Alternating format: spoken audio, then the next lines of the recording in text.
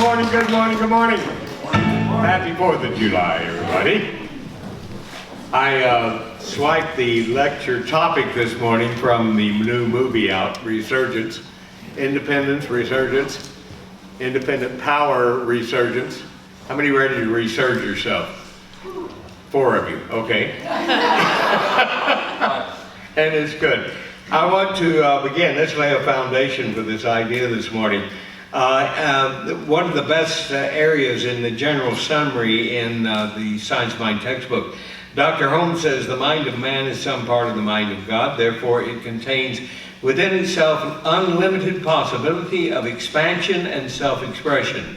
The conscious mind of man is self-knowing, self-assertive. It has volition, will, choice, and may accept or reject. It is the only part of man's mind which can think independently of conditions. Independently of conditions.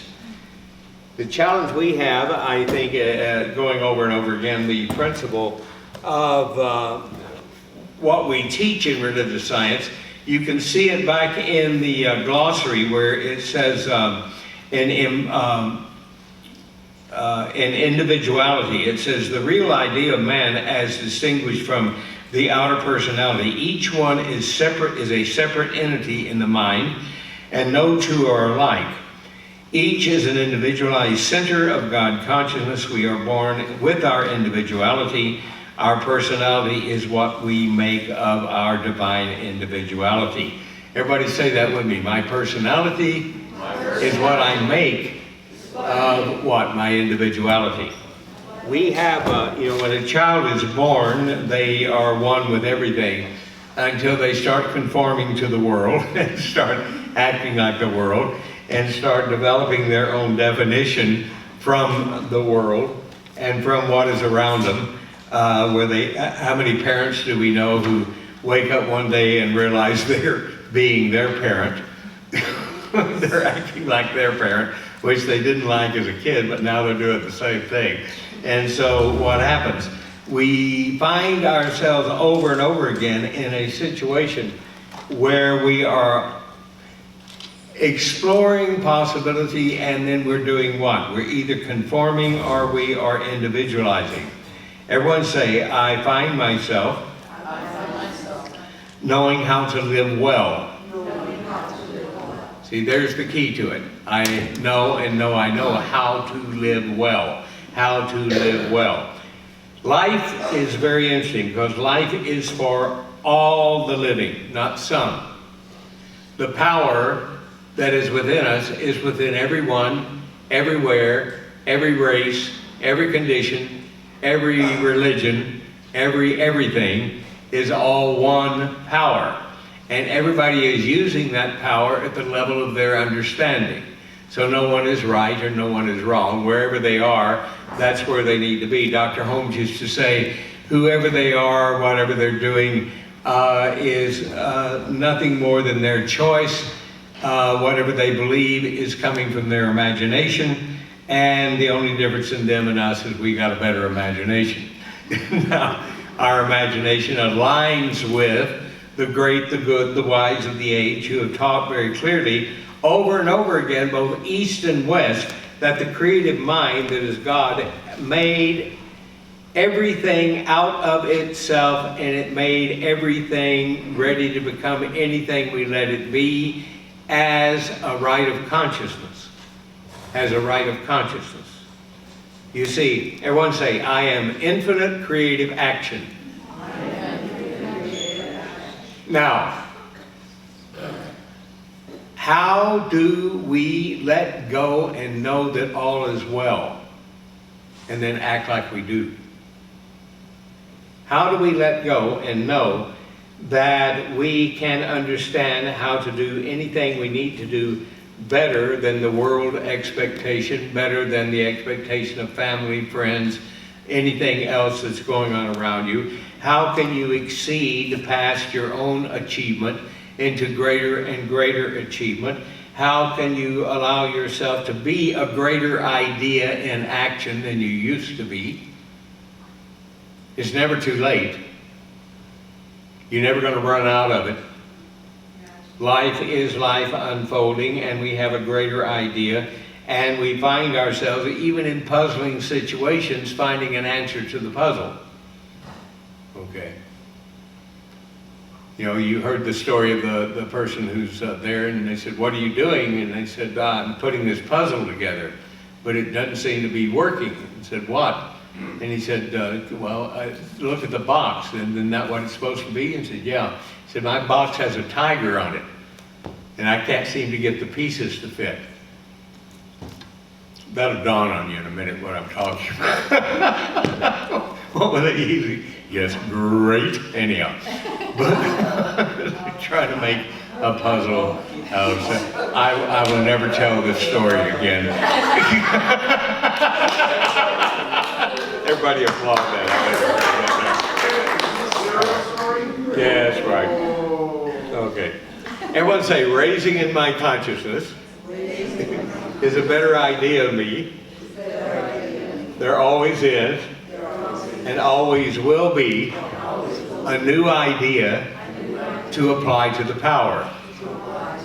See, and where does that new idea come from? It comes from within you, and as you raise your consciousness, you know that maybe if you wake up, which we're talking about over and over again in the Ospensky class, if you wake up and know that God's life in you is, the purpose of it is to be fulfilled. "I am what I think about all day long," said Emerson. "You are what you think about all day long," said Emerson. "It is done unto you as you believe," said Jesus. "Thoughts are things," said Ernest Holmes. All saying the same thing. And what's that saying is what? If you think like the world around you, you're going to do what? Demonstrate what is going on in the world around you until you take the advice of the age, and that's be not conformed to it. Understand that you can wake up to a greater idea and know that what you need to know is known when you need to know it. And if you do say or be something less than the beautiful in action, correct it. Put the brakes on it. Everyone say, "I always discover how to see clearly, perceive clearly, understand absolutely." See, that's the truth of you. Now, many times, people find it, I heard a discussion on TV the other day. A group was talking about how fashionable it is to be puzzled. How fashionable it is to be helpless. How fashionable it is to be fearful, to be in doubt. How fashionable it is to play the blame game. How fashionable it is. Now, what if we were to let that go and do this? Let's put it in first person. Everyone say, "I opt for greatness." I opt for greatness. See, opt for greatness. Because the greatness in you, as you, is you, and all you have to do is know more, know well, do better. Know more, know well, do better. And when you do this, all of a sudden you find yourself realizing that the power is going to back up your next idea. Your power is going to back up the consciousness of the next idea. And as you choose to live beautifully, all of a sudden you find yourself in time, all the time, being the best you know how to be and letting it get better. And you kind of live your life at the level of thanksgiving, at the level of praise. How many know in the method and the ongoingness of the understanding of spiritual mind treatment, thanksgiving is a very, very important part of that. You give thanks for that which is already true before the world ever sees it. You give thanks for the answer, thanks for the health, thanks for the love, thanks for the prosperity, thanks for whatever you need. You see, in the awareness of the one mind of God, everywhere present, all you have to know is that the principal life of life, for life, through life is for you. Einstein said, the greatest question in the mind of man is the universe friendly? It is. It is. And the reason it is because it can't say no. And if it can't say no and it's going to say yes to what you're thinking about all day long, should you not pay attention to what you're thinking about?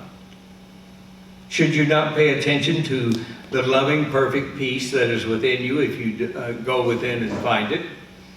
All you have to do is allow your greatness, your awareness of the truth to be there, and then choose to let it grow. You won't say, I let my awareness grow. And think from the positive growth. See, a lot of times people will let it, choose to let it grow, and then they think from what was instead of what is or what can be. If you think from what was, you're going to keep having what was as your experience. If you say this is enough, I'm going to put, when I found religious science, it was after discovering Think and Grow Rich by Napoleon Hill, which I found when I was about 21 years old. And then I found Khalil Gibran's The Prophet. And I said, oh, this is great. And I said, okay, this is going to be my religion, Think and Grow Rich and The Prophet. And then I find religious science. And one of the first people I meet is one of our greatest ministers, and that was Lester Bashara, who happened to be a first cousin to Khalil Gibran and a Gibran scholar. And one of the first classes I took was on Khalil Gibran. And I said, whoa, here it is. But the wonderful thing about the genius of Khalil Gibran, or Ernest Holmes, or Fenwick Holmes, or Lao Tse, or Jesus, or anybody else, is they all taught the same thing. They did it in their own time, to their own culture, with their own vocabulary, in their own way of explaining to the people around them the principle. And remember, when Jesus was around teaching this, which is what he was teaching in his own time, he didn't have a lot of college graduates around. And, everybody said, well, he died at what, 33 or so? That was old back then. That was old. I can remember, I was sharing the other day in class, when I was a professional actor, I worked with Kirk Douglas on a movie called Scalawags. And in this movie, it was a Western version of Treasure Island. And he was playing the Long John Silver part, and he tied his leg up behind him and put a peg on it. And there's a scene in the film where there's a rope ladder hanging down from a cliff. And Kurt climbed that rope with that on his leg. Now, I was about 30 at the time, and he was 55. And I thought, when I saw this happen, look at this old man climbing that ladder. Anyhow, I'm very pleased that we have maintained contact. He's in England, and he's 99 years old now. And he survived a stroke, and is really, celebrating every day of his life. And now I guess I can say, look at that old man now, because maybe 99 is, but I don't think Kurt believes it is. Now, everyone say, I know everyone in the world shares in the wisdom and peace of the divine. I know they may experience the choice of quality. How many of you know that you can experience the choice of quality? Because if you're going to choose the consciousness of it, get ready for it to show up. If you're going to know it's going to show up, act like it's going to show up, and not act like it's not there. The idea is to move forward and willingly join in the rhythm, in the harmony, and in the symphony of being. And when you do this, you find yourself lovingly contributing to life. From an individual idea unfolding as you, the independence and the resurgence of that which you knew at one time and lost contact with, even though it's still within you. The idea of the child being born and then they're one with everything. The child, the infant who's there, whatever they need, they just let out a yell and all of a sudden it appears. The the answer appears, the help appears, the food appears, the change of diapers appears, whatever needs to happen appears. We find ourselves understanding that we can allow ourselves, we're told, to become a little child. Dr. Barker said that does not give you permission to be childish, it means, or childish, but to be childlike. To be expecting the best to happen. To let go and let the love of God inspire you to greater heights of what? Friendship, greater heights of compassion, greater heights of communication. And when you do this, in everything you do and everything you think, what you find yourself doing, you find yourself, as we affirm, I appreciate what I know I am. A mighty moving power of God.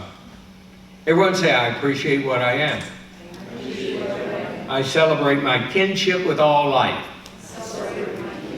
I'm going to get her to teach a class on it again, but Reverend Jane, sitting at the table back there, does a wonderful, is Kinship with All Life one of the best books ever written? Yeah, outstanding.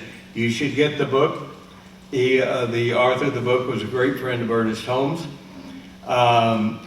We find ourselves doing what?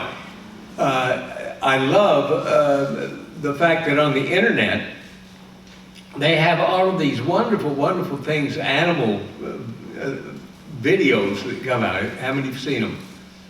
Cats, dogs, wild animals. I love, it almost makes me cry, the one where the woman walks up to the cage and the lion comes up. Have you seen that one? She raised a lion from there and went to the zoo. And when she comes to the zoo, the kind comes up and puts its arms around her and kisses her and loves her and everything. And I'm going, look at that. Have you seen one where the two guys go and the lion that's loose, they come up and embrace them? Love in action. Love in action. Kinship with all life. You see, when we allow ourselves harmonious relationships with ourselves, we become a blessing to our home, our community, our church, our world, and we find ourselves affirming over and over again, I am peace, prospering itself. I am peace, prospering itself. Say that with me. I am peace, prospering itself. And when we do this, we find ourselves abiding in the light of understanding, of clarity, of moving forward and freeing ourselves into a possibility beyond anything we've ever known before. It's never too late to do it. It's never too early to do it. You see, most people know there are 3 essentials for success. You ready? If you're writing it down, get this down and get it into your heart and mind. They are performance, consistency, and stability. Everybody say it. Performance, consistency, stability. See, be stable in your understanding of the truth of yourself. Don't let the world talk you out of it. These qualities are, if we look at it, and we know as students of this teaching, these are qualities of consciousness. When we treat for something, we don't treat for the something, we treat for the consciousness of something. We treat to be what? The consciousness of love, the consciousness of music, the consciousness of harmony, the consciousness of joy.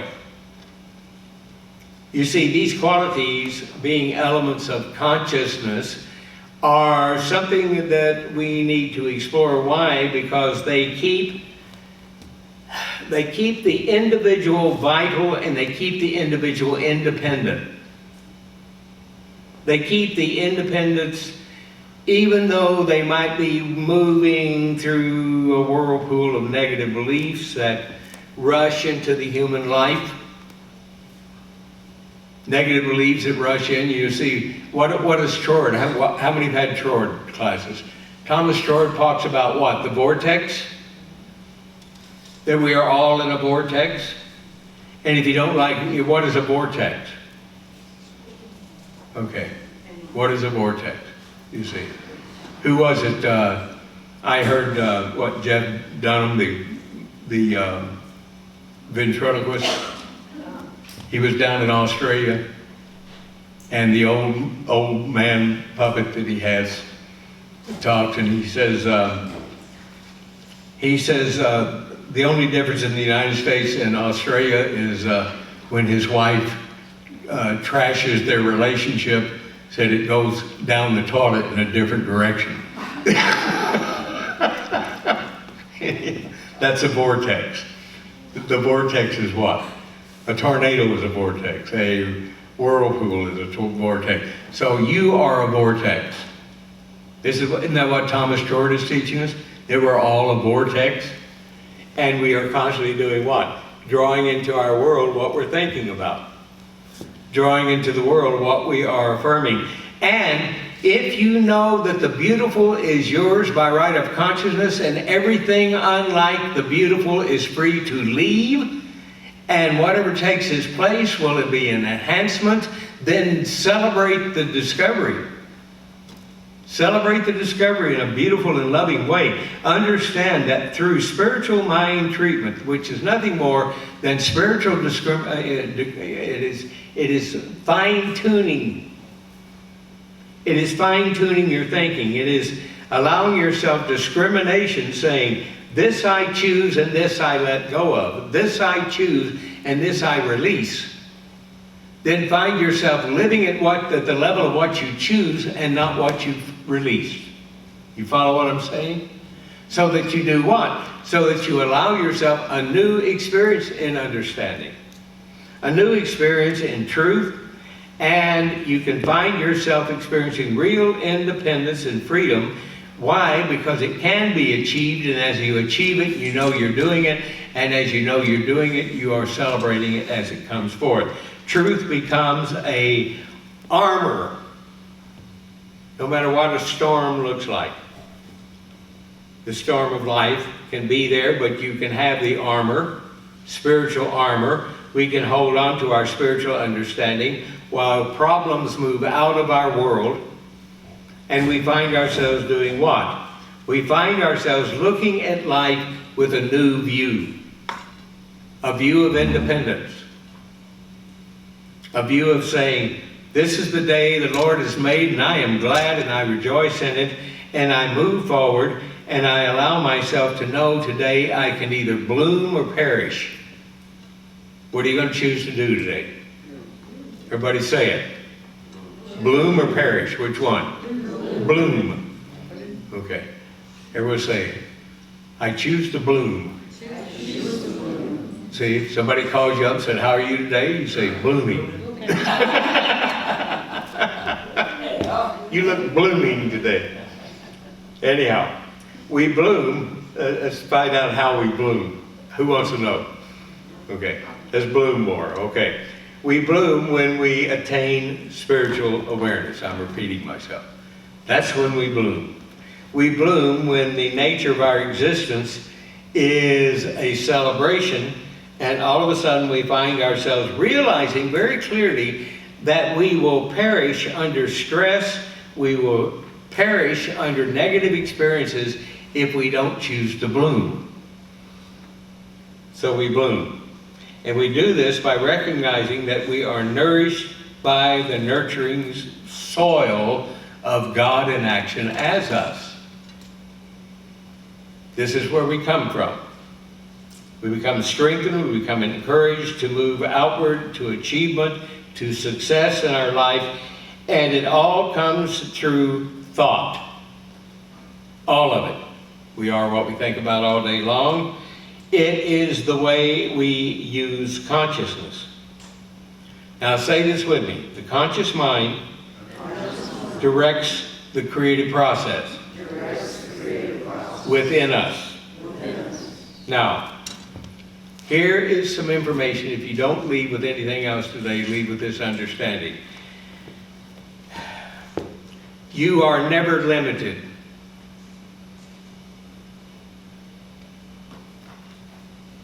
Do you hear me? You are never limited. We are never limited. Your work is never limited. Your creativity is never limited. This church is never limited. We are freedom in action, and we find ourselves doing what? we find ourselves moving through this nurturing soil of positive right action, and we find ourselves again directing the creative process within us. We find ourselves using the creative subjective process that never turns off. This process is never something that produces restriction unless we have a consciousness of restriction. When we believe that we are restricted, we will be. And so we find ourselves doing what? The dynamic technique of spiritual mind treatment eventually does what? It produces a new experience in the world. This is what spiritual mind treatment is all about. What is religious science? The religious science is the teaching of spiritual mind treatment. Spiritual mind treatment is the advancing edge of our life. And since we are what we think about all the time, we realize, wait a minute, what's going on here? Are we doing something different than everybody else is doing? Well, we're not begging, we're not beseeching, we're not trying to get some God up on a throne to change its mind about us. We're changing our mind about ourselves. And as we do this, we find ourselves projecting into the world something that frees us from any kind of restriction, doubt, or fear. And we find this spiritual mind treatment produces, again, new forms into our world, as our health, as our happiness. And this demonstration, which is ours by right of consciousness, does something. It enhances our personal life. It enhances the great law that is operating all the time in us, as us, and it becomes something at the level of physical fact. I changed my mind for the better. 2 weeks ago, we had a visitor here. I have the permission to say a year ago, they flew from Texas to come in to have spiritual mind treatment with me. Got off the plane in San Jose, drove to Fremont. We had a treatment session. We had a counseling session. He showed me the doctor's report. The verdict was cancer. He was given 3 months. He was here, they were here, 3 weeks ago. I did their 50th anniversary reaffirmation of wedding vows. It was absolutely beautiful. We all cried and they danced, and it was just absolutely wonderful. And of course, the main thing out of all of it was he put his arms around me and said, I am cancer-free. I am cancer-free. The death verdict no longer is part of my life. What happened? He, for whatever reason, knew if he could get here. Now, when I said he flew from Austin, Texas to San Jose, came in, had an hour treatment with me, went back to San Jose, got on the plane, and flew back to Austin, Texas. Which is very interesting when some people 3 blocks away say, I'm sorry I couldn't make it to church on Sunday. Anyhow, it is not that far away. And my little great-grandson Cash, he used to go back and sit over there with Ron.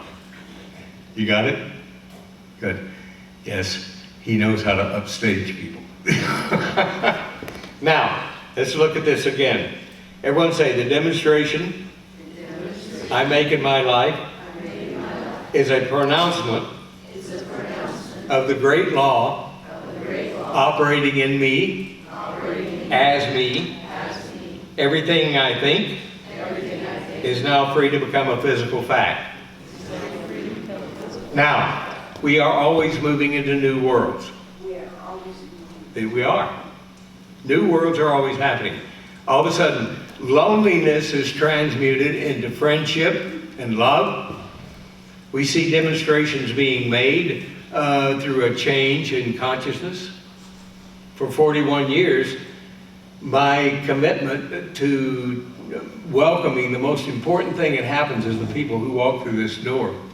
The most important thing that happens is what we teach on Sunday, because you're not going to come here on Sunday morning and get anything other than a lesson in the science of mind in religious science. That's why I'm here for. We're not here. Dr. Fenwick Holmes was my teacher, and Fenwick always told me, make sure they leave with what you taught and not just the way you taught it. Make sure they listen to what you said and not just the way you said it. How many have had a change for the better in your life because of an idea you've heard here? Look at this, okay. Everybody say, if one person proves it, they just proved I can. Now, what are we doing? We're improving our thinking, we're improving our mental concept, we're backing it up with spiritual realization. It is a way of thinking about ourselves. It is culturing our desire, which is nothing more than the divine urge. The divine urge. I told you I had a Buddhist friend who said he was working very hard to get rid of his desire, and I pointed out to him that's his desire. You're using a desire to try to get rid of one. Okay. The divine urge within us says no more, do more, be more, give more, create more. Now what does this more look like? What do we choose to let it look like? We find ourselves doing what? Understanding, everybody say, creative mind always responds. Always responds. Now you're going to respond like a group, or you're going to respond like an individual? Are you going to listen to what you know is true? You see, for a year, for 41 years, I have been sharing with you something that hit me right between the eyes when Dr. Fenwick Holmes looked at me one day, and we were exploring P.D. Ouspensky's work at the time, and he looked at me and said, Jay, is what you think what you think? Is what somebody told you to think? How about a church that only teaches you what to think and in relationship to how? Not just what, but going toward how. Now if we're going to do that, we're going to think from what? Individuality becoming what? Freedom. We're celebrating freedom this weekend, aren't we? Freedom. The idea that we can find independence. We can find independence from the world around us and allow ourselves to be new. I recently, I don't know if you've been watching the Olympic preparations and whatever, and many times in these stories of these wonderful athletes, they talk about a time when the world told them they couldn't do it, yet it's being done. That they couldn't be it, yet it's being done. There was a young man whose father died at 5. This young man went through a very trying period. He, at 15, had lost 4 jobs. He got married at 18, divorced at 21. He tried to be a lawyer and didn't make it. He tried to be a real estate person. He couldn't make it. He tried to be many other things and couldn't make it. He finally wound up being a cook and a dishwasher. At age 65, he was broke and homeless. He borrowed $87 and bought a bunch of chicken and cooked it and went around the neighborhood knocking on doors selling his chicken. At age 88, he was a billionaire, Colonel Sanders. At age 60, he started that at age 65. At age 65, he got a higher, bigger, healthier, happier idea about himself. And by the time he was 88 years old, and right now I think they have 20,000 restaurants all over the world, and it's amazing. I read the other day, 123 countries has Kentucky Fried Chicken in it. So what happened? Everybody says never too late. Never too late. You see, through the science of mind, which is the study and self-work, that's all it is. Study and self-work. Study and self-work produces what? We find ourselves refining, and we find ourselves constructing our thinking in such a way that our desires and our goals are good enough to be true. In my book, Power of Positive Purpose. And I want all of you to know we have someone coming down from Vancouver. They're sending someone down to interview me for 2 weeks, and they're going to write a book about my life. that I've wanted to do myself with all the teachers I've studied with, but now we figured out a way to do it through an interview, so I think that's great. And they'll just ghostwrite it. And I'll put my name on, oh yeah, I worked hard on this book, so I feel good. Anyhow, but I have worked hard on the book. For 50 years, I've been a student of this teaching. For 41 years, I have dedicated my life to this center and what we do here. And through the Science of Mind study and application, we find ourselves knowing that the more we know, there's more to know. Everyone say, my process is potential, and the power in me is very special. I appreciate myself. I recognize what it means to be consciousness in action. I choose an extraordinary fulfillment. I choose to move out of ordinary living, functional living, relating living to a higher concept. I'm in better relationship with myself. Everything in my universe is for me. Nothing is against me. The totality of infinite resource backs me up. That is what is implied with my metaphysical understanding. One with God is a majority. Limitless leading in my life leads to limitless living. Can you see that? If you lead yourself in a limitless way, you will have a limitless living as your life. It can be yours. It is yours. It's up to you. Everybody say, it's up to me. It certainly is. Namaste. Thank you for being here.